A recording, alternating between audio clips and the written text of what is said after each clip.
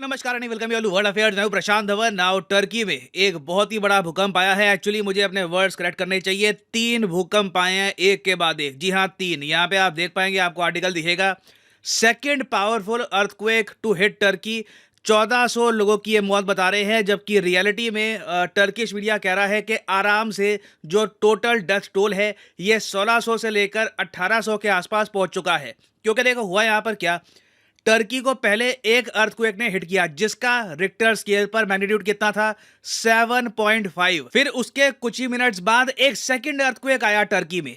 इसका मैग्नीट्यूड कितना था, 7.8। कंपैरिजन के लिए बता रहा हूं कि भारत में गुजरात के भुज में जो भूकंप आया था, जिस पर बाद में मूवी भी बनी थी कायपोचे, वो अर्थक्वेक था 7.6 मैग्नीट्यूड का। तो कंपेयर करके देख लो कि वो एक अर्थक्वेक, यहाँ पर 2 अर्थक्वेक ऐसे आए और उसके बाद भी कहानी नहीं रुकी।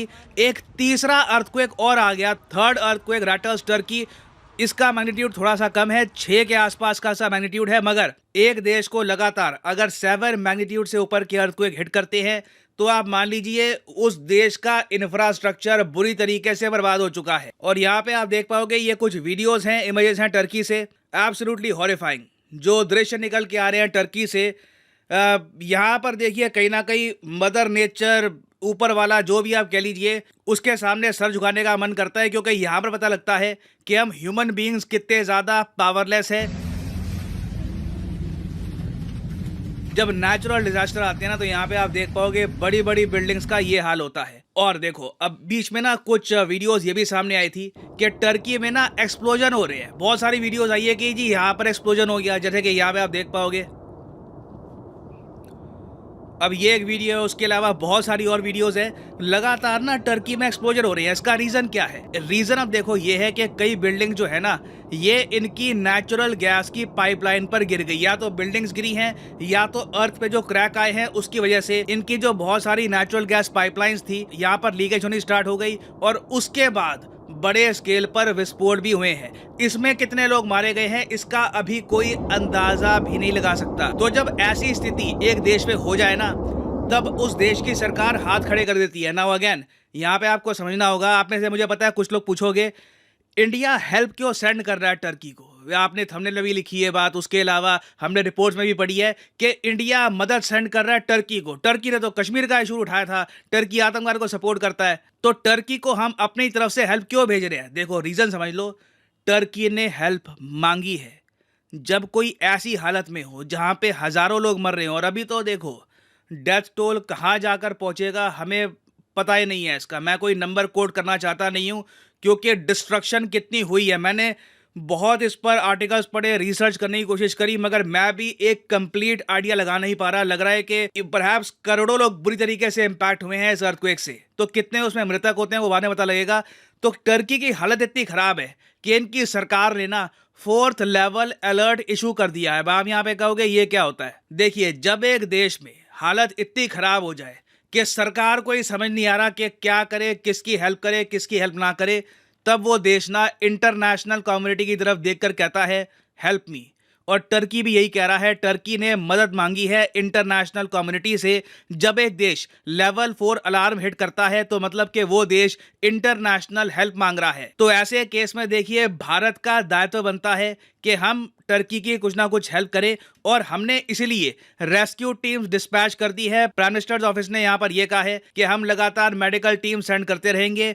प्राइम मिनिस्टर ऑफ इंडिया ने इंस्ट्रक्शन दिए हैं कि ऑल पॉसिबल असिस्टेंस दो टर्की को, क्योंकि मदद की देखिए बहुत वहां पर नीड पड़ेगी। चाहे यूएस, रशिया, इंडिया, चाइना सब आ जाए, हो सकता है कि ये सारी मदद भी कम पड़ जाए। और यहाँ पे आप देख पाओगे पीएम मोदी की ट्वीट है। पीएम मोदी यहाँ पर कह रहे हैं anguished by the loss of lives and damage of property due to earthquake in Turkey. और आप नोटिस करिए इन्होंने डायरेक्टली रिप्लाई किया है एर्दोआन की ट्वीट का। नीचे यहाँ पर एर्दोआन ने टर्किश लैंग्वेज में लिखा है कि भूकंप आ गया, काफी लॉस हुआ है। और उसके बाद यहाँ पर पीएम मोदी कहते हैं India stands in solidarity with the people of Turkey and is ready to offer all possible assistance.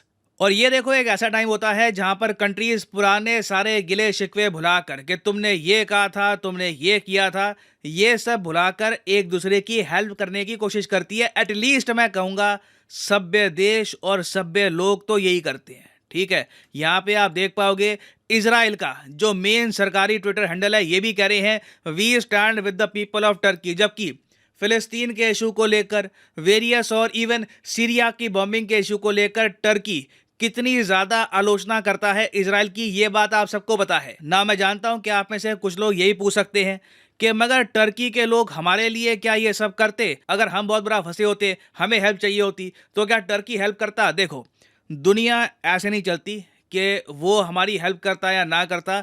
आपके मॉरल्स होते हैं, आपके एथिक्स होते हैं। हमारे पीएम यूएन में जाकर कहते हैं वासुदेव कुटुंबकम, मतलब कि the world is a family.